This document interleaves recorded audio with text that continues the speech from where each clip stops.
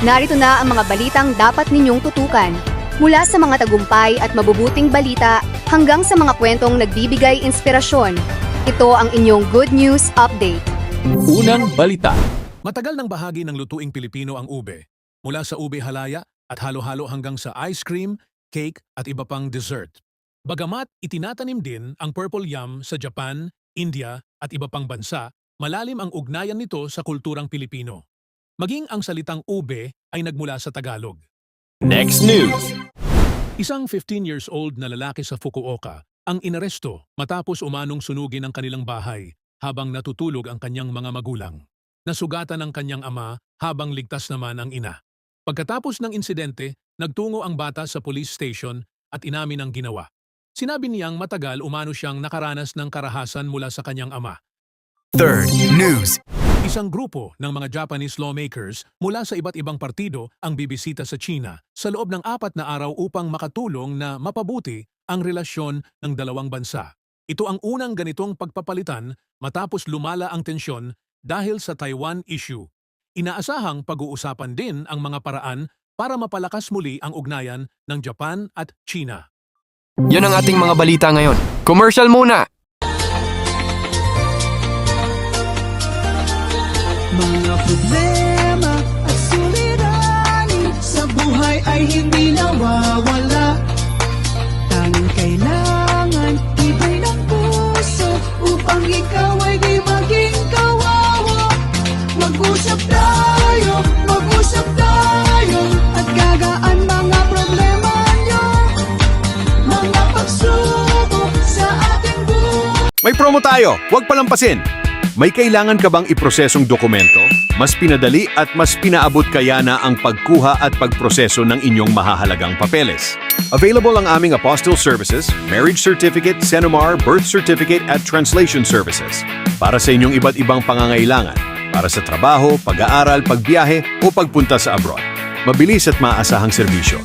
Maayos at hassle-free na pagproseso. Abot kayang promo rates. Shipping fee is not included. Kumpletong dokumento, isang mensahe lang. I-message na ang aming page Mag-usap Tayo by Vicky Ozawa para sa mga katanungan at detalye ng aming mga serbisyo at promos. Like, share at follow ang aming page para sa iba pang updates at espesyal na alok. Looking for a delicious homemade snack? Try our very own Nutflix. Homemade Filipino garlic fried peanuts. Crispy, flavorful, and perfect for your everyday cravings while watching movies, studying, or relaxing at home. Made with quality ingredients and available for only 1,000 yen. Follow our page, Mag-usap Tayo by Vicky Ozawa. Don't forget to follow, like, and share our page. Message us now to order your homemade Nutflix. Shipping fee is not included.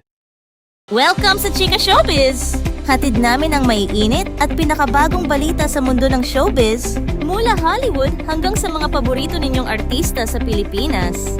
Tara, sabay-sabay nating alamin ang latest chika! Binalikan ni Aramina ang mga lalaking na link at naging bahagi ng kanyang nakaraan bago niya nakilala ang asawang si Dave Almarines. Kinumpirma niyang naging karelasyon niya sina Jomari Illana at Patrick Meneses habang itinanggi naman niyang naging nobyo si Manny Pacquiao. Ayon kay Ara, nalink lamang sila dahil sa pelikula at dahil crush siya nito. Natupad ni Pokwang ang matagal niyang pangarap na umarte sa teatro matapos mapasama sa musical na Tulog Na.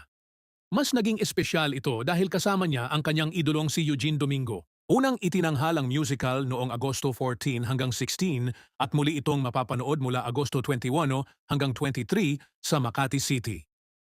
Nagluluksa si Sue Ramirez matapos pumanaw ang kanyang ina na si Concepcion Chit Dodd noong August 17. Ibinahagi ni Sue ang kanyang matinding kalungkutan sa social media. Si Chit ay dating labor leader at nagsulong ng mga karapatan ng mga manggagawa. Noong Enero, humingi rin si Sue ng blood donors at panalangin para sa kanyang ina. At iyan ang kabuuan ng ating balita. Maraming salamat sa inyong pagtutok. Huwag kalimutang i-follow ang aming page. Mag-usap Tayo by Vicky Ozawa para sa mas marami pang updates mula Japan, Pilipinas, at buong mundo. Ingat at hanggang sa muli! Before we end, we invite everyone to like, share, and subscribe to our page. You can watch us not only on Facebook, but also on our YouTube channel for more updates and exclusive content. We also have original 100 Pinoy diaries and 95 Tagalog quotes at Spotify and Apple Podcast. All in Tagalog, written by Vicky Ozawa. Voice over by talented Filipina, Miss Joy and Jasmine, now available. So don't forget to listen and support our creative works.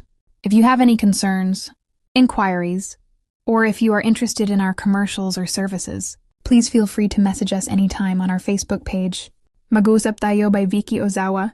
We are open Monday to Friday, 9 a.m. to 6 p.m., Japan time. Thank you very much for your continued support. And we look forward to assisting you. Maraming salamat from Team Mag-usap Tayo by Vicky Ozawa. Here is short quote from Ms. Vicky Ozawa, Life is a gift. Find peace of mind first rather than happiness. Thank you very much.